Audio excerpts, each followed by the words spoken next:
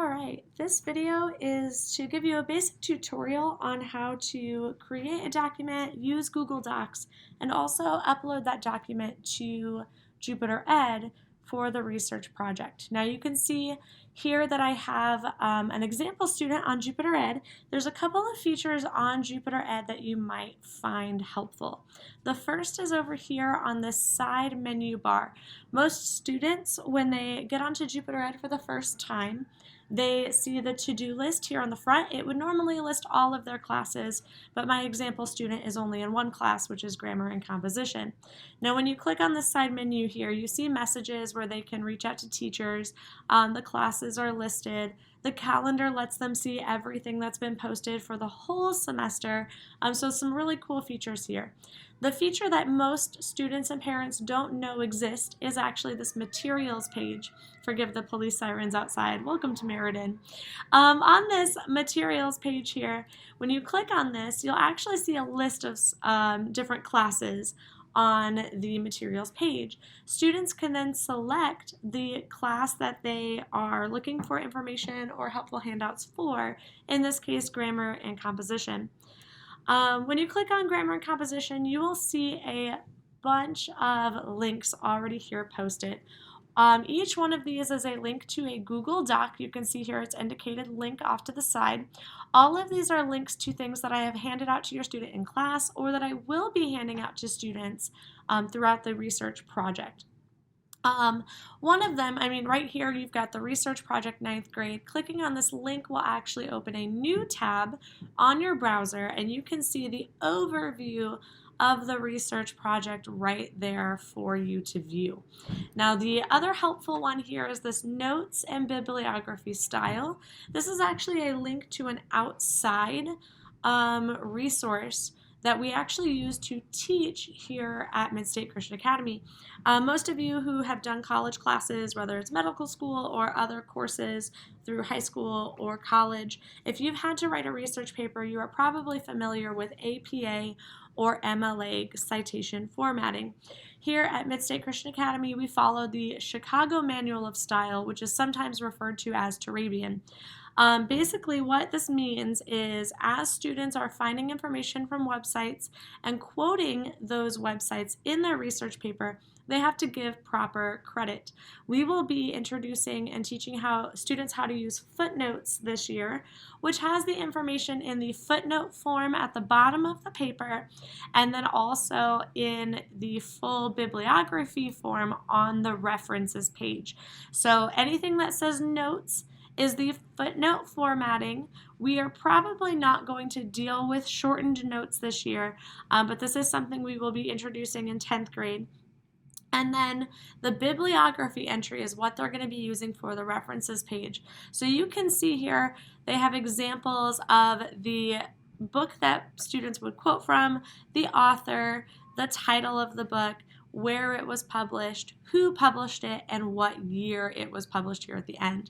This side menu gives you the different format for books, electronic books if they're using Kindle, interviews that have been filmed and posted to YouTube, but the biggest one here is website content. So if you click on the sidebar here, website content, this basically teaches students how to do footnotes and bibliography pages for different types of websites. I will be going over this more in detail in class lecture, but this is just a resource where students can find that information. It gives examples for videos that are posted online, such as TED Talks or other things found on YouTube. Websites that have articles that don't necessarily have a specific author listed, such as Google's privacy policy or Yale University when they publish materials on their website. So there's different examples here under the website content, and that is all found on the materials page under notes and bibliography style. Now, once students are ready to actually start their research project, the first thing they're going to want to do is actually open a Google document. So students will need a Gmail account in order to do this. They can use a parent's account or they can use their own. Just keep in mind if they are using their own account and they want to log into that account on a school device, they're going to be emailed or sent a code on their cell phone or on their parent's cell phone that is going to verify that it's them before they log into their Gmail or Google account on a new device. Otherwise, students are always welcome to work on paper at school and then type up what they worked on at school when they're at home on a secure network. Students also have the option to remove that two-step verification. Unfortunately, that also kind of removes the security on their personal Gmail account. So I would not recommend this on a major Gmail account, but maybe a just like a temporary account that students create or parents create for their students might be helpful. This tutorial is mostly over Google Docs. This is the most effective way to collaborate between students and teachers on documents. I know Microsoft Word is a lot more professional. We do teach Microsoft Word in our keyboarding classes. Google Docs is kind of a free version of that, and it kind of helps with the fact that everything is done on the internet. And so what this means is it makes collaboration a lot easier. Most of you are familiar with Microsoft Word, where you type something in a document, email it to somebody, they download it, make changes, and upload the new document with the new changes. Google Docs actually keeps those changes saved on the internet, so no matter what device you're on, no matter what user is utilizing Google Documents, they can actually make those changes in real time, and everything stays in one file. So there's no like version 1, 2, 3, 4, which I know got very confusing back in the 90s and early 2000s. Once Google Docs is opened, you're just going to create a blank document. It's going to open a new document, and all of the functions are very similar to Microsoft Word for those of you that are familiar. The first thing that students want to do is actually rename their document. Now, students are required to use their first and last name. So my student's name is Example Student.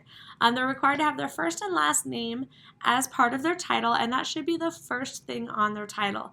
This is just so I can access it very easily on my tabs. They're going to use the underscore, and they're going to title it Research Paper, and then their grade, which is 9th grade. So every student should hand in a document that is entitled First and Last Name of the Student, Research Paper, and then 9 for 9th grade. This will make their files easier to find as they do research papers in 10th grade, 11th grade, and 12th grade. You can click anywhere on the page and it will automatically save that title. Now the next thing is that everything is going to be done in one document this year.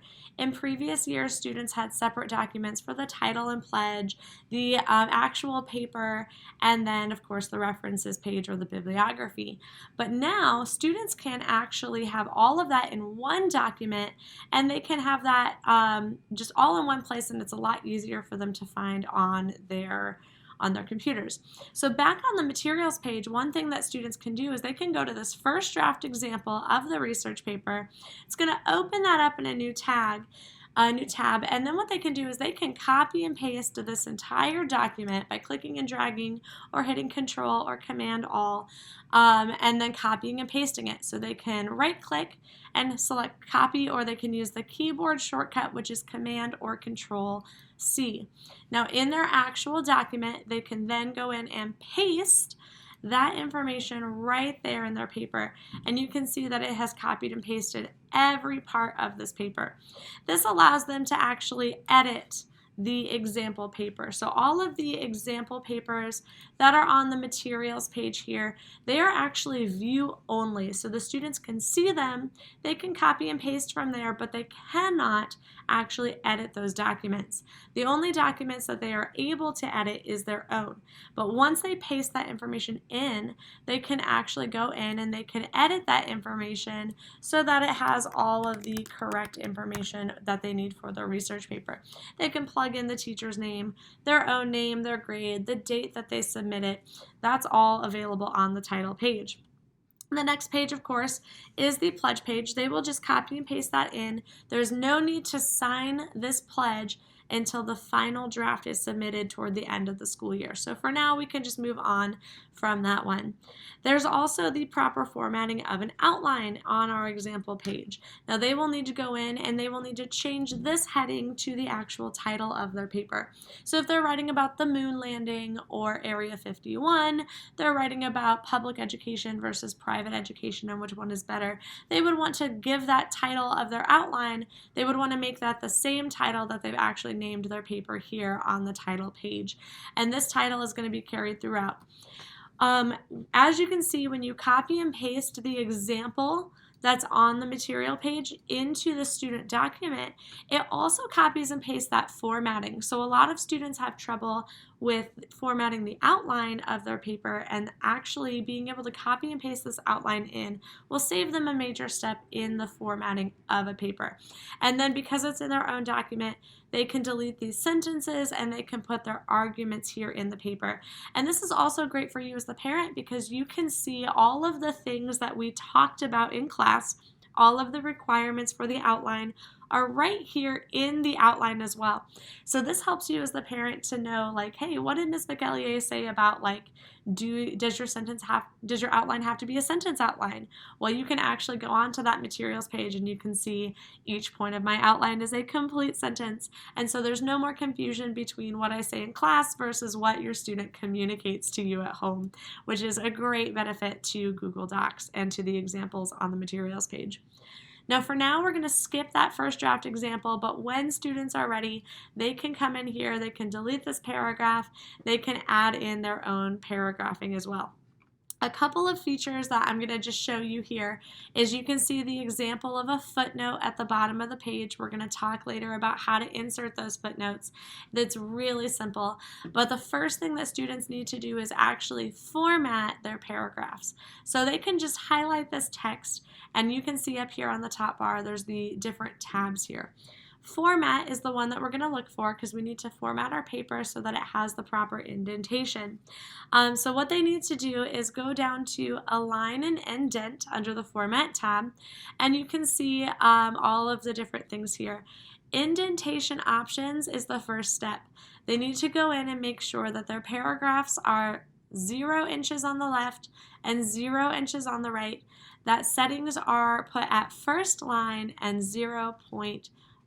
And then when you're ready, they can hit apply. I'm going to hit cancel because my settings are already done, but you can hit apply and it will automatically format the entire paper or just what you have highlighted. I don't recommend highlighting everything on the paper because, as you can see, the title needs to be with the center alignment here.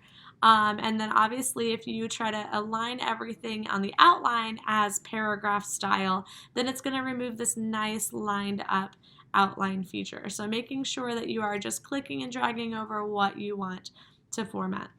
The first step of the research paper is, of course, the sentence outline. Students can copy and paste my outline into their document, but then they must personalize each point of the outline according to what they are planning to talk about. The other part of the research paper that's due coming up is the references page. The references page is just a list of every website that the student read or researched or quoted from on their journey in exploring the topic that they've chosen. As you can see, I've pasted the examples from that Chicago Manual of Style Notes and Bibliography page so they can see the examples here on the references page. Different things that they should make a note of is these links are hyperlinked. This just means so that if I as the teacher want to verify what they said, did they actually quote from this website and can I go read that whole article, I can actually click that right here, which is really cool. There's examples of books that do have an author. There's an example of encyclopedia articles. Sometimes the authors of Encyclopedia Britannica don't actually list their names. It's just the general editors. You can see that there are examples of introductions to a book, of websites with and without authors. So all of these are just examples. The biggest thing to note here is that unlike the research paper, the actual body of the paper, where it's the first line that is indented and the rest are not indented, it is the exact opposite for the references page. This is what we call a hanging indent. So if they were to go under the formatting tab back to align and indent and indentation options, they'll see that this is actually not set to first line, but set to a hanging indentation, which is where the first line sticks out to the left and all of the lines below hang in to the right at that 0.5 setting. These are also single spaced entries. There are no extra lines like you see in the body of the paper, which is double spaced. So the other unique feature of the references page is the spacing up here under line spacing and paragraphing. It's actually set to single spacing. But then as an author, I have to manually go in and I have to actually create one blank space between each entry. This is a format that Chicago Manual of Style has designed just to make the paper and the presentation a lot more clean cut.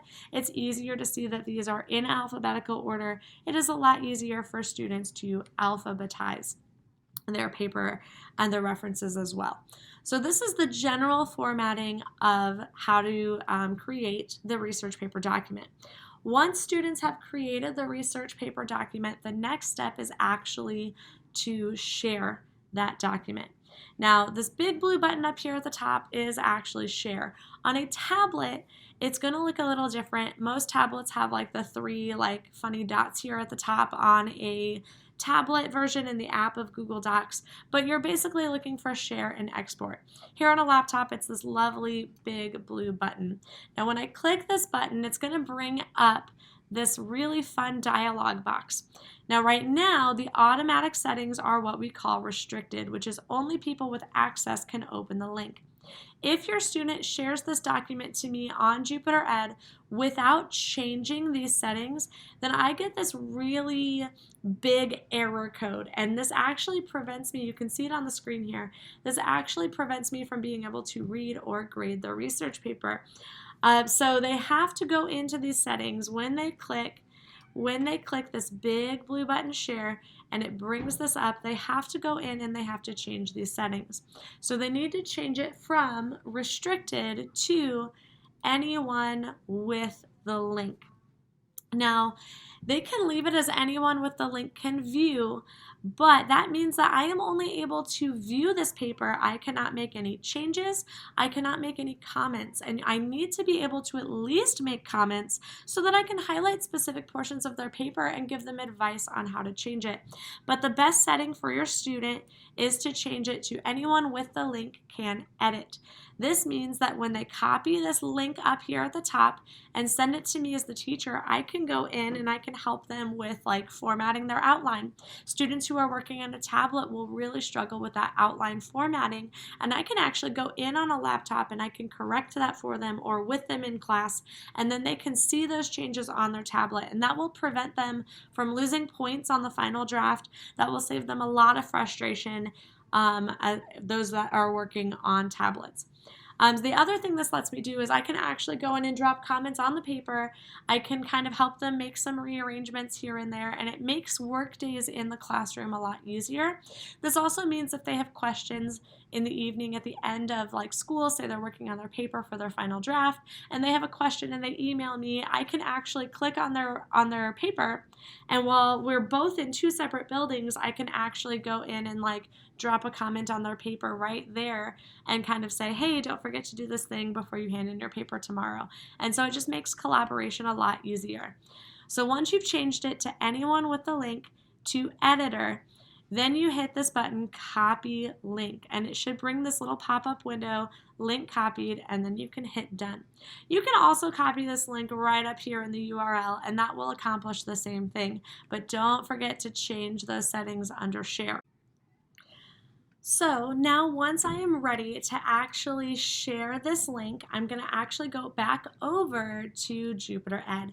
So now I'm going to log into Jupiter Ed. It's going to bring me back up here to my to-do list, and I want to find the assignment for the week or the day that I'm turning it in.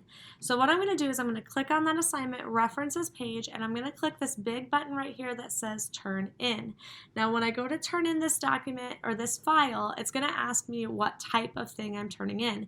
Since I am working on Google Docs, I am going to select new link. And when I do that, it's going to ask for a web address. You simply right click and you're going to paste that link to your document right there and hit OK. Once it goes through the spinning wheel of what is it doing, it's going to show my link right here, and I signify that I am ready to hand in this paper by selecting done. And once I click that button done, that means that my teacher can see my document, and because I changed my settings over here on my document, my teacher has access and I can receive a full credit grade for this assignment. Now the unique part of this paper, and this is the really tricky and kind of confusing part, and it took even my juniors and seniors a few tries to understand this concept, so this is the important thing. By attaching this link to the document, I am telling my teacher I am ready for her to grade my references page. Now in my first draft example, okay, I have my references page, I have my title, my pledge, my paper, and my references page. But on Jupiter Ed, I have only attached the assignment to the references page. So I'm telling my teacher I'm ready to hand in my references page and I'm ready for that to be graded. Let me go back to the to-do list because that's a lot less intimidating. I can see that that is checked off, but my outline is still showing as an open assignment. Now, even though I am handing in one document, everything's in one document, it is still very wise and still required to hand in the assignment on both assignments. So the same link, you're going to attach that same link to both assignments. This is just a way to tell the teacher I am ready for this to be graded. If you only hand in the references page link and you don't attach that link to the outline, then I am going to assume as a teacher that your outline is not ready to be handed in or not ready to be graded. This is kind of a digital symbolic way to tell me you're ready for this paper to be graded. Back in middle school, you told the teacher you were ready for your paper to be handed in and graded by physically handing in that copy. But with digital submissions, it's a little more difficult for me as a teacher to know when a student is telling me this assignment is done. And part of the reason is sometimes in high school, a lot of my seniors make a decision, I would rather hand in this paper late and lose 11 points for being late than hand in this paper on time but lose 20 points because it's unfinished. So sometimes students need to strategically decide how many points they want to lose. Obviously, we would prefer that everything is handed in complete and on time, but that is not always the case in our society and with humans in general. So handing in the same link for both assignments and clicking OK is required to actually get full credit for both assignments. And you can see how these assignments are now grayed out, and so they are done. Now I do want to make a point here. I know we're using Google Docs, but there are some students that actually would prefer to use Microsoft Word. So if you are planning to use Microsoft Word, you just have to know I won't be able to collaborate with your student on the online version of this paper. But if you are wanting to do that, you can actually select this computer and you can find your Microsoft Word document under this thing, and it will attach in the same way. The number one thing is that students should not send in their link through a message. And the reason is I as a teacher get a good 10 to 15 emails a day during document submission research paper times. I'm answering emails to parents. I'm sending emails to students about other upcoming assignments. And students who send their link to their Google Doc in an email, their link is going to get lost in my inbox. And so I won't actually know if they've handed in that paper necessarily until I've sifted through every single thing email that has come in that day. And part of the way that I grade things is I actually, on my side of Jupiter Ed, go in and click on this assignment and see, okay, who has attached their assignment and who has not attached their assignment. And that is a way that I mark, has a student handed it in on time or have they handed it in late. The other thing about digital submissions is, unfortunately, because they are attaching their assignments to the assignment on Jupiter Ed digitally, this has to be done at home before school. So this has actually moved the assignment. While this assignment is due on April 25th, students will actually need to attach these outlines and documents to the assignment probably on April 24th after school. So students should plan to be done with their assignments before they get on the bus or in the car to go to school. So I hope you understood a lot of these things that were being shown in the Google tutorial. If you have any questions about how to do a certain part of the paper, please feel free to reach out to me on Jupiter Ed. I would love to talk with you via email, over the phone, or even in person if that is necessary.